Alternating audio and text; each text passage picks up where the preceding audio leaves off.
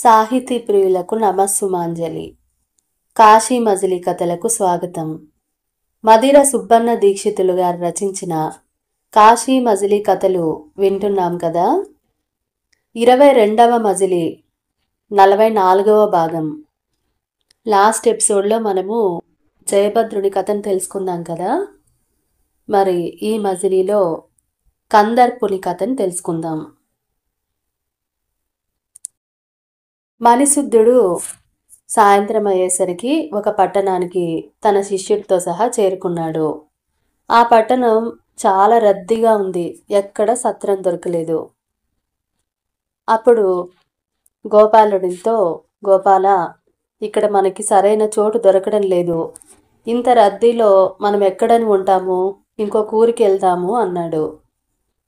అప్పుడు గోపాలుడు, చాలా దూరం నడిచి వచ్చాం కదా స్వామి, చాలా అలసటగా ఉంది, అన్నం తింటే కానీ నేను నడవలేను, అయినా వేరే ఊరు వచ్చినప్పుడు ఏదో సర్దుకొని పోవాలి కానీ అలాగే ఉండాలి ఇలాగే ఉండాలి అనుకుంటే కష్టం కదా, మీరు ఎలాగోలాగా వంట చేసేయండి అని చెప్పి బతిమలాడినాడు. అప్పుడు మణిసిద్ధుడు సరే అని వాడి మాట తీసేయలేక అక్కడే దగ్గరలో ఉండే ఒక గుడిలో బస చేసినాడు. సరే నేను ఇక్కడ ఉంటాను, నేను స్నానం చేసి వచ్చేసరికి నువ్వు వంట సామాగ్రి అంతా తీసుకురా, మరి భోజనం చేద్దాము, వంట చేద్దాము అని పంపించినాడు బజార్కి. గోపాలుడు పోయినాడు. ఈ మణిసిద్ధుడు స్నానం చేసి కూర్చొని వెయిట్ చేస్తూ ఉన్నాడు. గోపాలుడు అంగడి నుంచి ఒట్టి చేతులతో వచ్చినాడు. అదేమిరా నువ్వేం తీసుకురాలేదే, ఎట్లా మరి వంట చేసేది అని అడిగినాడు. అప్పుడు ఆ గోపాలుడు ఏమన్నాడంటే, స్వామి ఏం చెప్పమంటారు, నేను చూసిండే వింతనే అంగడివాడు కూడా చూస్తా అట్లే ఉండిపోయినాడు, ఏ వస్తువులు అమ్మడం లేదు అని చెప్పి తను చూసిండే వింతని చెప్పినాడు. ఏమైందంటే ఒక మధ్య వయసులో ఉండే ఒక ఆడదాన్ని గాడిద మీద ఎక్కించి ఊరేగిస్తున్నారు. ఆ గాడిద ముందేమో విచిత్రమైన వాయిద్యాలన్నీ వాయిస్తూ ఉన్నారు. ప్రజలంతా వేలాకోలంగా నిందలేస్తూ ఉన్నారు ఆ వింత చూసి. అదేమి వింత అని నేను అడిగితే ఎవరు ఏం చెప్పలేదు, అంచేత ఏం చేయలేక వచ్చేసినాను, కొంతసేపు అయిన తర్వాత మళ్ళీ పోయి తీసుకొస్తాను, ముందు ఆ వింత కథ ఏందో చెప్పండి అని అడుగుతాడు. కానీ మణిసిద్ధుడు చెప్పలేదనమాట. అదంతా ఏం కుదరదు, మొదటి భోజనం చేయాలి, ఫస్ట్ పోయి నువ్వు వంట సామాగ్రి తీసుకొని వస్తేనే మనం భోజనం చేసి కథ చెప్పుకుందాం అన్నాడు.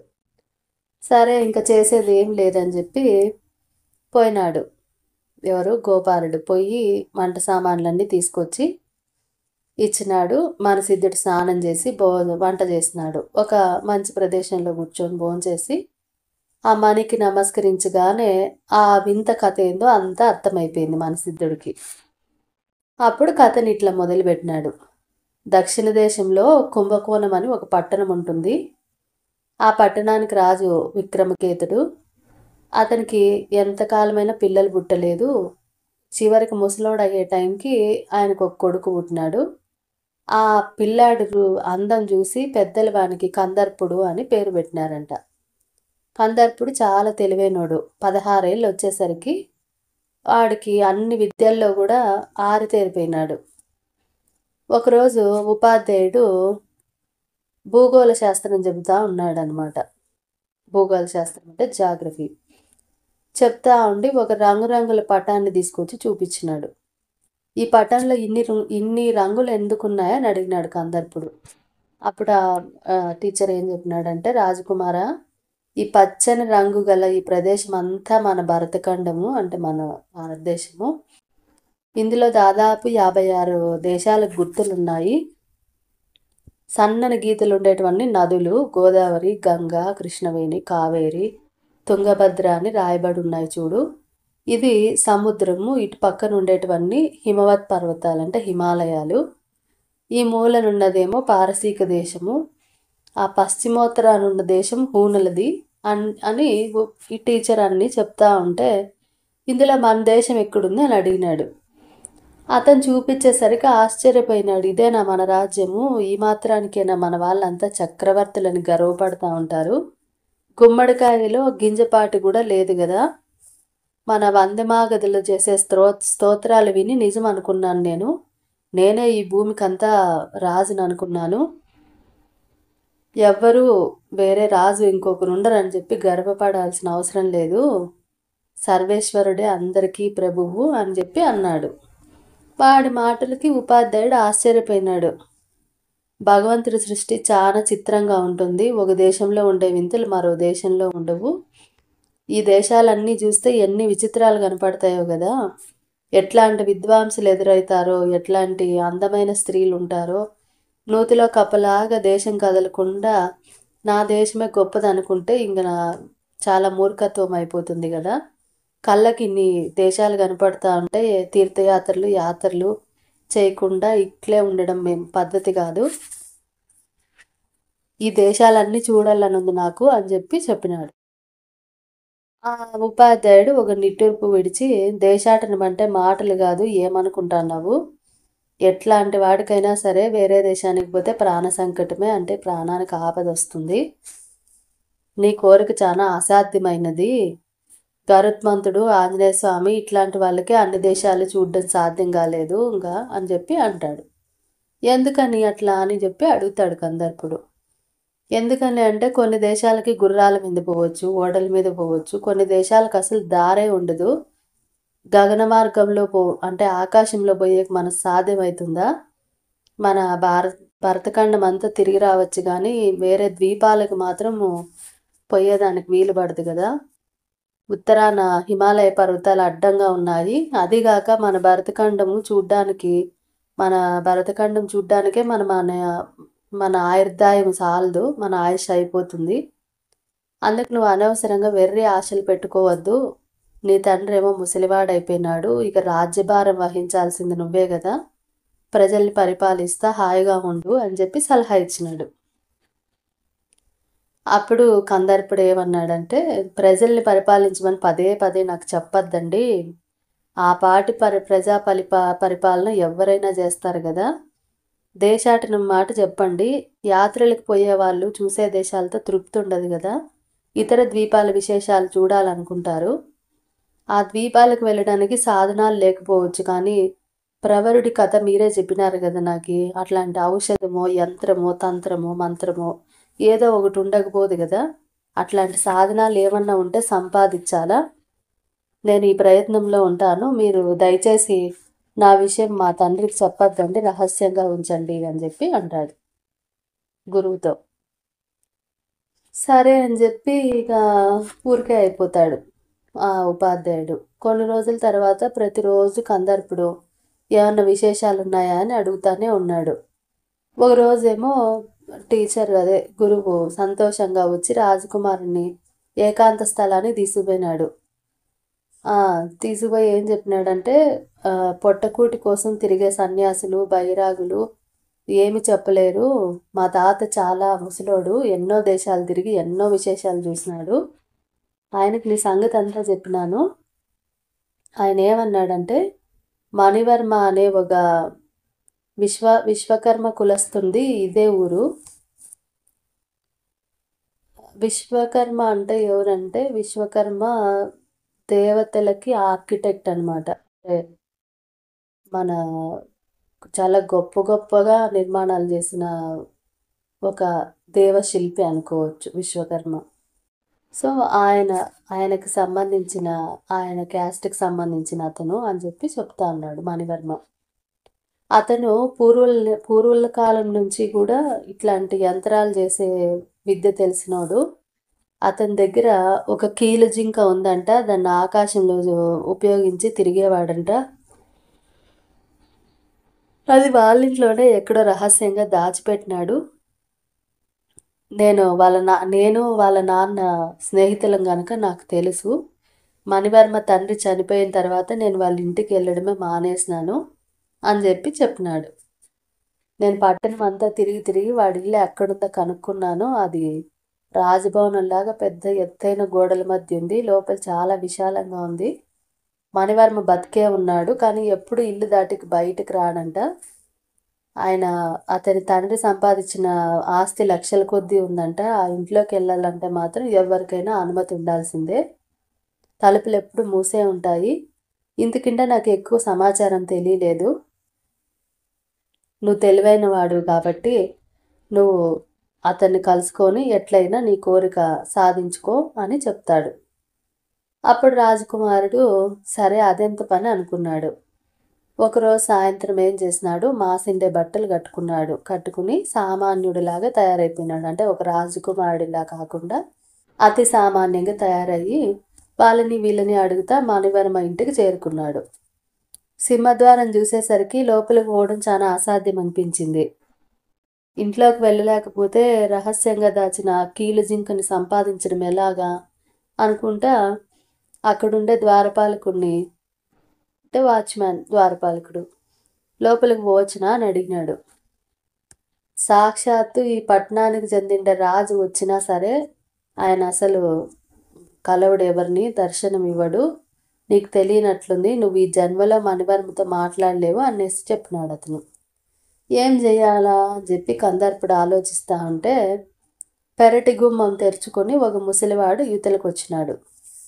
కందర్పుడు అతనితో పాటే కొంత దూరం నడిచి అతన్ని మెల్లగా మాటల్లోకి దింపి, నీతో కొంచెం పని ఉంది, నేను అడిగిండే దానికి నువ్వు సమాధానం ఇస్తే నీకు మంచి పారితోషికం డబ్బులు ఇస్తానని చెప్పినాడు. ఒక దీనారం ఇచ్చినాడు. దీనారం అంటే అప్పుడు కరెన్సీ అనుకోండి. సంవత్సరం పాటు కష్టపడినా రాని డబ్బు ఒకేసారి వచ్చేసరికి ఆ ముసలోడు సంతోషించి, నువ్వెవరో చాలా గొప్పవాళ్ళ ఉన్నావు, నీకు ఏం కావాలో చెప్పు, నా చేతిలో ఉన్నంత వరకు తప్పకుండా చేస్తాను అని అన్నాడు. అప్పుడు నా పేరు రామరెడ్డి, నా ఇల్లు ఇక్కడే ఉంటుంది, నేను మణివర్మ గారింట్లో పని చేస్తున్నాను, నెలకి 50 కుంచాల ధాన్యం ఇస్తారు, చిన్నప్పటి నుంచి వాళ్ళే పోషిస్తున్నారు నన్ను అని చెప్పి అతను ఆ ముసలాయన చెప్పినాడు. కందర్పుడు అతన్ని రహస్య ప్రదేశానికి తీసుకుపోయి మణివర్మ గురించి అతని కుటుంబం గురించి వివరాలు అడిగినాడు. అప్పుడు ఏం చెప్పినాడంటే ఆ ముసలోడు, మణివర్మ చాలా కోపం ఉండే మనిషి, ఇంతకుముందు అతనికి ఒక కూతురు ఉండేది, కానీ ఆమె చనిపోయింది, ఆమెకు ఒక కూతురుంది, అంటే మనవరాలు, పేరు సుభద్ర, తల్లి లేని పిల్లని ఆమె చాలా ప్రేమగా చూస్తున్నాడు, భార్యని మాత్రం ఎప్పుడు దండిస్తూనే ఉంటాడు, ఆయన ఎప్పుడు లోపల ఒక మందిరం ఉంటుంది, అక్కడ ఏదో శక్తి పూజ చేస్తూ ఉంటాడు, మనవరాలు సుభద్ర ఒక పూల తోట పెంచుతూ ఉంది, ఆ తోటకి నేనే నీళ్లు పోసి మొక్కలన్నిటిని సంరక్షిస్తూ ఉంటాను అని చెప్పినాడు. అది విని కందర్పుడు ఆసక్తిగా, సుభద్రకి ఎన్నేళ్ళు పెళ్ళయిందా అని చెప్పి అడిగినాడు. ఇప్పుడు సుభద్ర కథను తెలుసుకుందాము. సుభద్ర చాలా బాగుంటుంది, అందంగా ఉంటుంది, తగిన సంబంధం ఏది రాలేదు కాబట్టి ఇంకా పెళ్లి చేయలేదు. ఆమె వాళ్ళ తాత మణివర్మ ఎవరిని లెక్క చేయడు, ఆమెకు 16 ఏళ్ళ వయసు ఉంది, కానీ పెళ్లి ప్రయత్నాలు చేస్తున్నారు, కానీ మణివర్మకి ఇప్పుడు ఏదో రోగం వచ్చి మంచాన పడినాడు, అందుకే ఎట్లాంటి ప్రయత్నాలు ఏవి చేయట్లేదు అని చెప్పినాడు. అంటే కందర్పుడు అడిగినాడు, అతనికి ఏదో వ్యాధి ఉందన్నారు కదా, మళ్ళీ నయమైందా అని అడిగినాడు. రామరెడ్డి లేదని చెప్పినాడు. కందర్పుడు ఆలోచించి, రామరెడ్డి నువ్వు నాకు ఉపకారం చెయ్యాలా, మణివర్మ ఇచ్చేదానికంటే 10 రెట్లు ఎక్కువ ఇస్తాను, నేను చాలా ధనవంతుణ్ణి అని అన్నాడు. డబ్బు మీద ఆస్తో ఆ ముసలోడు సరే నేను ఏం చేయాలి అన్నాడు. నన్ను ఒకసారి వాళ్ళ ఇంటికి తీసుకెళ్ళి అని అడిగినాడు కందర్పుడు. ఎవరని అడిగితే ఏం చెప్పేది అని అన్నాడు. కూలివాడిని అని చెప్పు, వీళ్ళని ఎందుకు తీసుకొచ్చినావు అని అంటే, నా ఒంట్లో బాగాలేదు, నీళ్ళు తేవడానికి నీరసంగా ఉంది, మొక్కలు వాడిపోకూడదని నీళ్ళు తోడేదానికి వీడికి కూలిచ్చి తీసుకొచ్చినానని చెప్పు, తర్వాత నేను చూసుకుంటాను అన్నాడు. సరే అని చెప్పి అప్పుడప్పుడు వేరే వాళ్ళని తీసుకుపోయి అలవాటు ఉంది కాబట్టి ఇబ్బంది లేదని చెప్పి ఒప్పుకున్నాడు. రేపు పొద్దు ఎక్కకుండానే ఇటుకి రండి, నేను తీసుకుపోతాను అని చెప్పి ఆ ముసలోడు వెళ్ళిపోయినాడు. కందర్పుడు కూడా అక్కడి నుంచి వెళ్ళిపోయినాడు. మరుసటి రోజు కందర్పుడు కూలివాళ్ళలాగే తయారయ్యి ముసలివాడితో కలిసి మణివర్మ ఇంటికి వెళ్ళినాడు. తలుపు ఎవరు ఆ అమ్మాయి తెరిచింది, సుభద్ర. ఆమె అందం చూసి ఆశ్చర్యపోయినాడు. తల వంచుకొని రామరెడ్డి వెంట పోయినాడనమాట పెరట్లోకి. ఈ కందర్పునికి చిత్రపటాలు గీసే నైపుణ్యం ఉంది, అందుకని ఏం చేసినాడు, రహస్యంగా దాచి తెచ్చిన సామాగ్రితో ఓ చెట్టు మొదల్లో కూర్చొని సుభద్ర చిత్రపటాన్ని గీసినాడు. పక్కనే తానున్నట్టుగా అంటే కందర్పుని బొమ్మనే గీసినాడు. అటు పక్కన పూల తోట అన్నీ గీసి తన దగ్గరే ఉంచుకున్నాడు. సుభద్ర అలవాటు ప్రకారం అక్కడికొచ్చి, ఇదేంది కొత్త వాడిని తీసుకొచ్చినావు, నీకు వచ్చినా కూడా నువ్వేమి పని చేయట్లేదే అని అడిగింది. అప్పుడు ఏమన్నాడు ఆ ముసలోడు, లేదు లేదు వాడు పాదులు కడుతూ ఉన్నాడు, నేను నీళ్ళు ఇడిస్తాను అని చెప్పింది. సరే అని అతను వెతుక్కుంటూ వచ్చింది. ఏదో పని చేస్తాన్నట్టు నటిస్తూ ఉన్నాడు అతను. చూసి, ఏమిరా నువ్వు ముసలోడు కష్టపడతా అంటే నువ్వు మాత్రం ఇక్కడ కూర్చున్నావా, కూలి మాత్రం తీసుకుంటావు, పని చేయవా అని అడిగింది.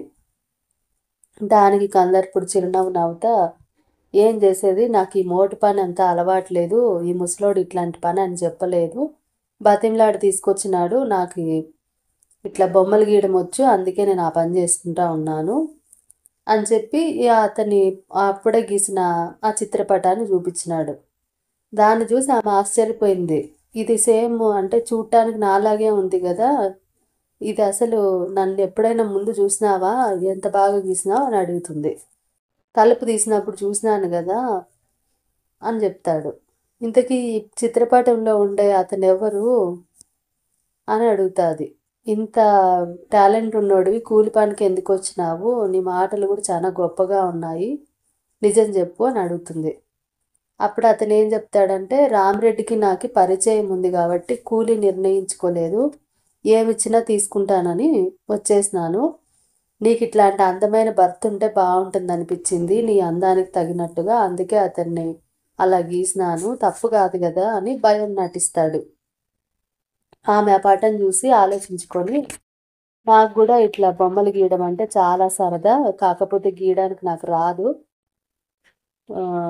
మంచి గురువు దొరకలేదు, ఇన్ని రోజులకు మంచి సమయం దొరికింది, మా తాతకి ఎట్లాగా బాగాలేదు, హెల్త్ బాగాలేదు, నువ్వు ప్రతిరోజు ఇతనితో పాటు రా, ఇక్కడే నేర్చుకుంటాను, ఎన్నాళ్ళలో నేర్పిస్తావో చెప్పు, నువ్వు అడిగినంత డబ్బులు ఇస్తాను, కానీ త్వరగా నేర్పించాలా అని చెప్తుంది సుభద్ర. అప్పుడు కందర్పుడు అంటాడు, మొదట నీకు ఎంత మాత్రం వస్తుందో, నీ చురుకుదనం ఎంత ఉందో పరీక్షించి అప్పుడు చెప్తాను నేను నీకు ఎన్ని రోజులు పడుతుంది అనేది, రోజు ఎంతసేపు నేర్చుకుంటావు అనే దాన్ని బట్టి ఉంటుంది, ఇప్పుడు వీలవుతుందా, మొదలు పెడదామా అని అడుగుతాడు. ఆ మాటలకు ఆమె చాలా ఆనందించి అతను చెప్పినట్టుగా తూర్పుకి తిరిగి దేవుని ధ్యానిస్తుంది. అతను ముందుగా సరస్వతీదేవి బొమ్మను గీస్తాడు. ఆ గీయించేటప్పుడు అతని వేళ్ళపైన ఉన్న బట్టలు పక్కకి జరిగి ఉంగరాలు బయటపడతాయి. ఆ ఉంగరాలు చూస్తానే ఆమెకి డౌట్ వస్తుందన్నమాట. చేతుల పైన ముఖం పైన ఉండే క్లాత్ ఇట్లా కప్పుకొని ఉంటాడు, అది తీసి చూస్తుంది. చూస్తే అతను చూడటానికి చాలా అందంగా ఉంటాడు. ఇంత చక్కని శరీరం దాచుకున్నావెందుకు, నిజం చెప్పు, నువ్వు అసలు ఎవరివి, నీ కులం ఏంది, ఇట్లాంటి వేషంలో ఎందుకు వచ్చినావు అని చెప్పి ప్రశ్నలు అడుగుతుంది. అప్పుడు అతను నవ్వి, నేను ఈ పట్టణానికి రాజకుమారుణ్ణి, కందర్పుడిని, నీ అందం గురించి విని నిన్ను చూసి నీ చిత్రపటం గీద్దామని వచ్చినాను, లేకపోతే నీ దర్శనం దొరకదు కదా అసలు అని అన్నాడు. అప్పుడు ఆమె, ఏమి నా చరిత్ర మీ వరకు వచ్చిందా, మీరెవరో తెలియకుండా మీ పట్ల ఏమైనా అపచారం చేస్తున్నానేమో, క్షమించండి, నాతో మీకు ఎట్లాంటి పని, ఏం పని అని చెప్పి అడుగుతుంది భయంగా.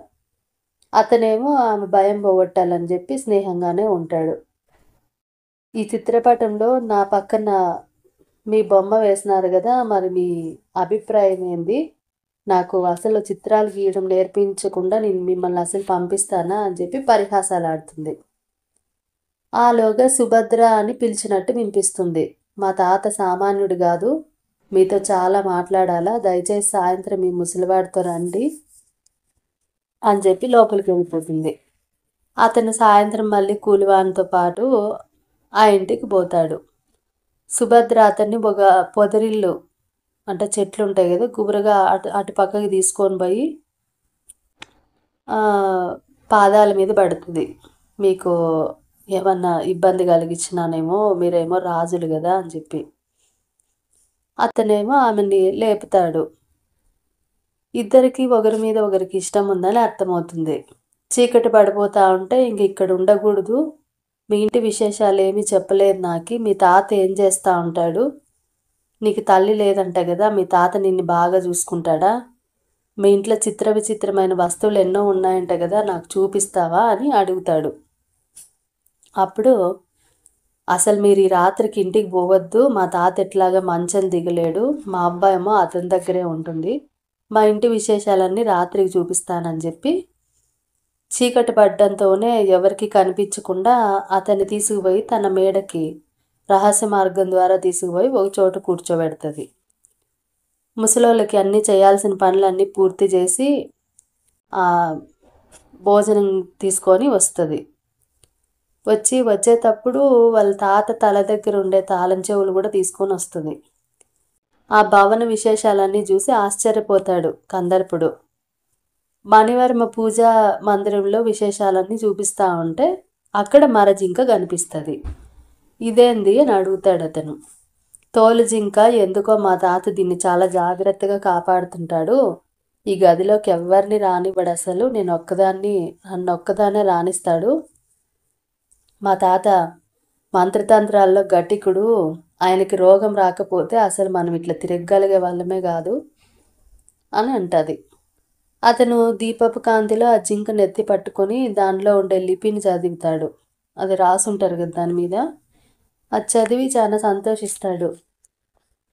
నీకు నిజంగా నా మీద ఎంతో అనురాగం ఉంటే తప్ప మీ ఇంటి రహస్యాలన్నీ చూపెట్టావు కదా, నిన్ను నా ప్రియురాలుగా చేసుకుంటాను, నా కోరిక తీర్చడం నీకు ఇష్టమే కదా, ఈ వస్తువులన్నింటిలోకి నాకు ఈ జింక చాలా నచ్చింది, దీనికి అతీత శక్తులు ఉన్నట్టు దీని మీద రాసిండే లిపి చెబుతా ఉంది, నేను దీన్ని ఒకసారి పరీక్షించి పని అవగానే తిరిగి ఇచ్చేస్తాను, ఏమంటావు అని అంటాడు.